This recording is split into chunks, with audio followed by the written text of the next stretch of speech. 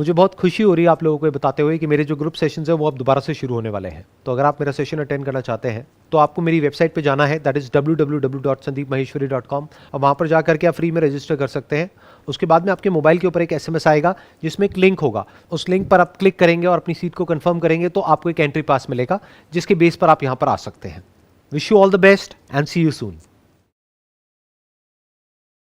Sir जैसा कि देखा गया है हम लोग डेली रूटीन में जॉब भी करते हैं सर, ठीक है, और बाकी एक्टिविटीज़ भी है, बट सर वो डेली ही रिपीट होती रहती है। एक्चुअली सुबह गए, उठे, ऑफिस गए, शाम को वापस आए, है ना, और डेली भी यही मतलब चलता रहता है सिलसिला। तो या तो एक्चुअली मुझे ये लगता है कि हमारी सारे दिन की जो है पूरी नाइट में रिवाइंड होती है और सुबह वही कैसे रिपीट होकर लग जाती है और कुछ नया हो नहीं रहा है ज़िंदगी में सर। तो मुझे लगा कि आपसे ये क्वेश्चन पूछना चाहिए कि मतलब आप इस पर थोड़ी सी एक्सप्लेनेशन तो दें सर प्लीज़। शादी हो गई है क्या आपकी? नहीं सर, बिल्कुल अभी नहीं हुआ सर। तो कुछ नया क्यों नहीं हो रहा है आपकी जिंदगी में? कुछ हो ही नहीं रहा है नया। प्लीज़ सर इस पर 5 मिनट्स की एक्सप्लेनेशन तो जरूर दीजिए आप। हाँ, नहीं ठीक है, 5 मिनट जैसी हो जाए मुझे बता देना। Please sir, thank you so much. हाँ, प्लीज हैव अ सीट। हम बोलते हैं कि हम कुछ नया करना चाहते हैं, सोचते भी हैं, बट नया करने में डर लगता है।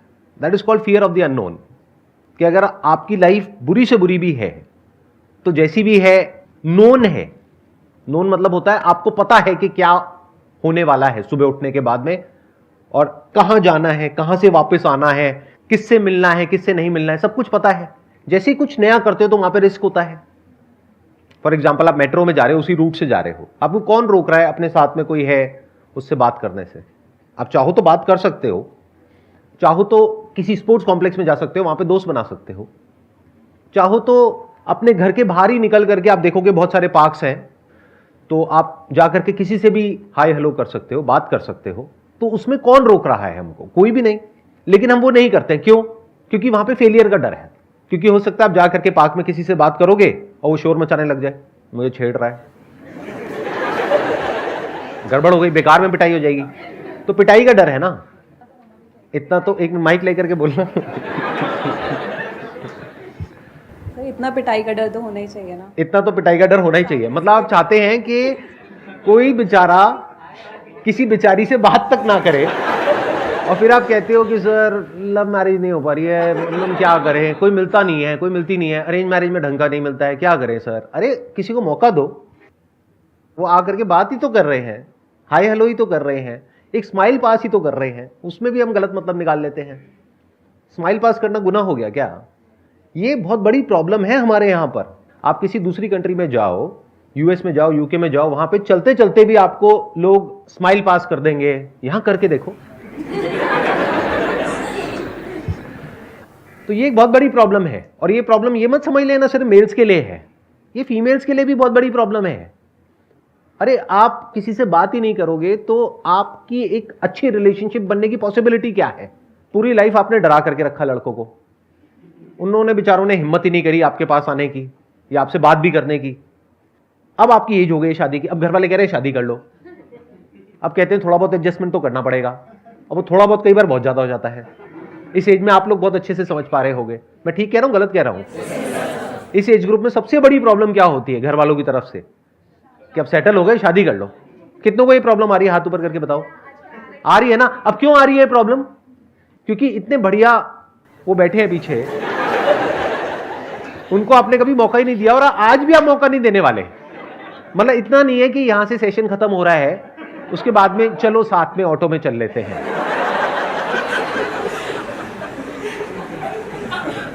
आज पक्का मिलेगा। आज मैं मैच मेकर हूं। जैसे एक मूवी आई थी ना, उसमें आपने देखा था कादर खान के घर के बाहर लिखा होता था आज ये डॉक्टर है, आज ये लॉयर है। तो ऐसे ही आज यहां पे सेशन हॉल के बाहर में लिखा हुआ है आज ये मैच मेकर है। आज तो रिश्ता करा के ही छोड़ूंगा एक दो का, ताकि वो 1-2 साल बाद आए यहाँ पे हाथ में गोदी में बच्चा अच्छा लेकर के और कहे सर देखो ये यहीं का है, यहीं से इसकी शुरुआत हुई थी। ये जो प्रॉब्लम है जो आप कह रहे हो कि लाइफ बोरिंग है, रूटीन है, वो इसलिए है क्योंकि हम कुछ नया करते ही नहीं है, कोई नया रिस्क नहीं लेते हैं, कोई नया चांस नहीं लेते हैं। अगर वो रिस्क लेने के लिए आप तैयार हो तो लाइफ में कुछ इंटरेस्टिंग हो सकता है, नहीं तो कुछ भी इंटरेस्टिंग होने की पॉसिबिलिटी नहीं है। सर मेरा क्वेश्चन है कि आज के टाइम पर हम mostly after 22-23 we all are looking for jobs and कभी कभी हमें जॉब्स मिल भी जाती है, हम सेटल भी हो जाते हैं, बट कुछ एम्बिशियस लोग they don't want to end up in relationship. हम सबको फीलिंग्स आती है लोगों के लिए, हम कैजुअल रिलेशनशिप्स में ज़्यादा इंक्लाइन करते हैं, फिर बाद में जब बॉडी या बायोलॉजिकल नीड आती है तो भी हम कैजुअल रिलेशनशिप्स का सहारा लेते हैं। लेकिन sir after a time we feel empty and when we feel empty and if someone approaches from the other hand तो हमें कमिटमेंट इश्यूज आता है। सर ऐसा क्यों हो रहा है कि हम आज के टाइम पे इतना कमिटमेंट से भाग रहे हैं? जैसे हमारी एक फिजिकल नीड है, वो क्या है? बायोलॉजिकल नीड, खाना पीना, निकालना, बच्चे पैदा करना, सेक्स, ये सब क्या है? फिजिकल नीड्स हैं। ऐसे ही हमारी एक इमोशनल नीड है हम सबकी। ये नीड है, ये कोई वांट नहीं है, कोई डिजायर नहीं है। वो नीड क्या है कि we want some kind of a support system. इसका भी बेसिस फिजिकल से ही आ रहा है, क्योंकि इंसान, अगर आप कुछ हजार साल पीछे चले जाओ तो जंगलों से हम सबकी शुरुआत हुई, और कुछ लोग तो अभी भी ऐसा लगता है कि अभी भी जंगल से ही आए हैं। बीच बीच में थोड़ा बहुत मजाक कर सकता हूँ, उड़ा सकता हूँ ना, ठीक है। सो क्या हुआ कि वहां पे जंगलों में वी वर नॉट सेफ, खतरा था चारों तरफ। तो हमको क्या समझ आया, अगर हम साथ में रहेंगे तो हमारे जिंदा रहने के चांसेस ज्यादा है। जब कोई हमारे साथ होता है और पूरी तरह से हमको सपोर्ट करने के लिए तैयार होता है, यहां तक कि वो हमारे लिए मरने को भी तैयार है, तो we feel safe and secure. And security is a need, it is not a desire. ऐसे ही रिलेशनशिप में एक स्टेबिलिटी होना, कोई ऐसा इंसान होना जो हमारे साथ हमारे पेरेंट्स के बाद भी रहे, ये कोई डिजायर नहीं है, नीड है। बट इसको हम समझ नहीं पाते हैं। क्यों? क्योंकि कभी हमने बोर्डम को फेस नहीं किया है, लोनलीनेस को एक्चुअल में नहीं देखा है अपने अंदर झांक करके। कभी देखना है तो 3-4 दिन के लिए कहीं बाहर चले जाओ और जा करके सिर्फ बैठ जाओ 3 दिन के लिए, कोई मोबाइल लेकर के नहीं जाना है। तब आपको समझ आएगा अकेलापन होता क्या है। आज क्या है? आज आप बिजी हो।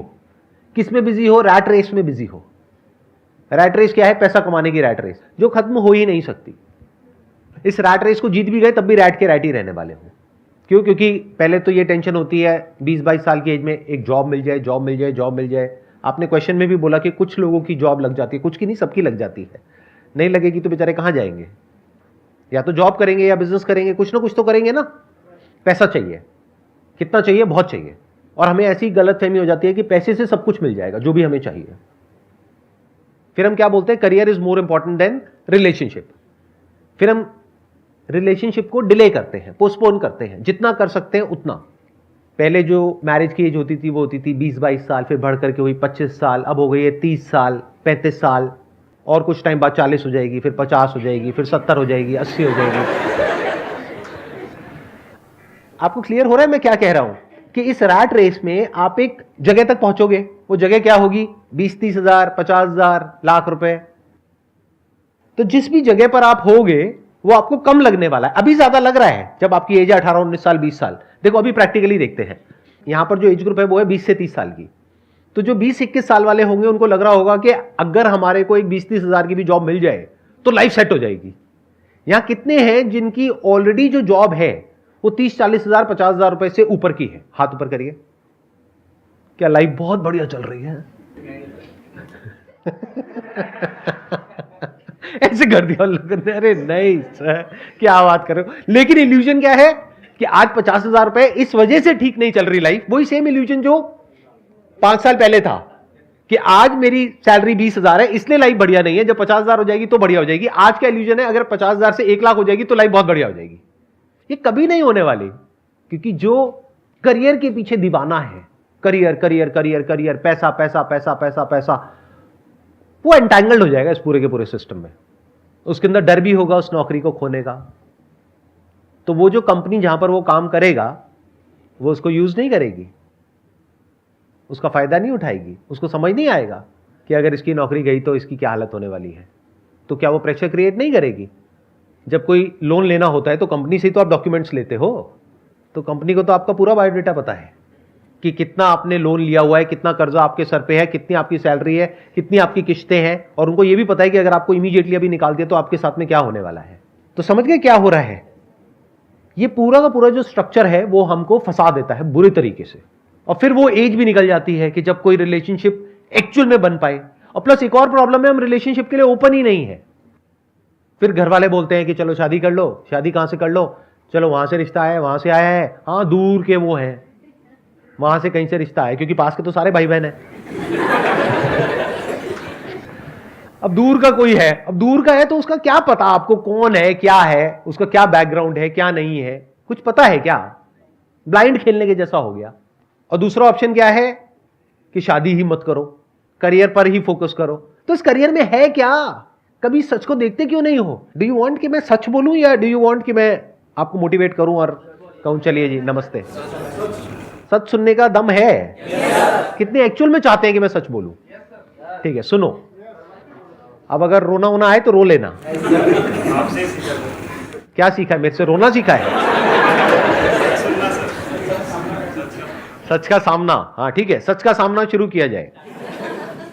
कड़वा सच पता है क्या है? डिप्रेशन, एंजाइटी बहुत बुरे तरीके से बढ़ने वाली है। अब ये मत समझना कि मैं आपको कोई श्राप दे रहा हूं, मैं फैक्ट को एज इट इज देख रहा हूं और आपको बता रहा हूं कि क्या हो रहा है। It is science by looking at cause and effect. जैसे वेदर को प्रेडिक्ट किया जाता है ना, वो कोई तुक्का तो नहीं है ना, ऐसे ही आई कैन प्रेडिक्ट कि आने वाले 2 साल बाद, 5 साल बाद, 10 साल बाद क्या होने वाला है। स्पेशली ये जो लॉकडाउन में हमारा लाइफस्टाइल जिस तरीके से चेंज हुआ है, हमारे बच्चों का जो हुआ है पिछले 2 सालों में, कि पूरे दिन में 8 घंटे 10 घंटे वर्क फ्रॉम होम घर पे बैठे हुए हैं, तो बीमारियां इतने बुरे तरीके से बढ़ने वाली है जिसकी कोई हद नहीं है। इस सच को फेस कर लो जितनी जल्दी कर सकते हो। क्यों? क्योंकि हमारी बॉडी बनी किस चीज की है? धरती, जल, अग्नि, वायु, आकाश। इसमें से बताओ क्या आपको नेचुरल मिल रहा है इस रैट रेस में?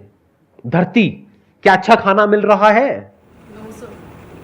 ऐसा खाना जिसको आप खाओ तो अंदर से एनर्जी बढ़ जाए, बिल्कुल फ्रेश, ऐसा तो नहीं है ना? ये सच है या मेरी कोई इल्यूजन है? मैं हवा में तो बातें नहीं कर रहा ना। धरती, जल, पानी बहुत अच्छा है क्या? किसी नदी में से निकाल करके पी रहे हो? पाइपलाइन से आ रहा है, उस पाइपलाइन में बहुत सारे केमिकल्स डाले जाते हैं ताकि उसमें बैक्टीरिया और वायरसेस पैदा ना हो। अब मैं किसी को ब्लेम नहीं कर रहा हूं यहां पे, मैं बस फैक्ट्स एक एक करके आपके सामने रखता चला जा रहा हूं। धरती, जल, अग्नि, क्या पूरे दिन सनलाइट में रहते हो? क्या आपके ऑफिस में डायरेक्ट सनलाइट आती है? क्या घर में सनलाइट आती है? और सनलाइट को हम क्या समझते हैं? Vitamin D. अरे घोचो, सिर्फ विटामिन डी के लिए नहीं होता है। Sunlight is what we are made of. Our body is made of sunlight, so we need sunlight to survive. वायु, प्राण उसको बोलते हैं हिंदी में। तो क्या जो वायु हमारे अंदर जा रही है वो बिल्कुल प्योर है? दिन की 15 से 20 सिगरेट आप पी रहे हो, अगर नहीं भी पी रहे हो तो, और पी रहे हो तो उतनी ऐड कर दो। वायु के बाद क्या आया? आकाश। आकाश मतलब क्या? स्पेस। कभी इस चीज को एक्सपीरियंस करके देखना, किसी पहाड़ की चोटी पर जाना, वहां पर जाकर के सिर्फ बैठ जाना अच्छा लगने लग जाएगा। क्यों होता है ऐसा? कभी सोचा है? We need space. कभी अपने घर की छत पे या बचपन में कभी कहीं अपने किसी रिलेटिव के घर पे, दादी के, नानी के, कहीं पर छत पर आप सोए हो और लेट करके ऊपर तारों को देखा है? कैसा लगता है? ऐसा कुछ होता है दिल्ली में?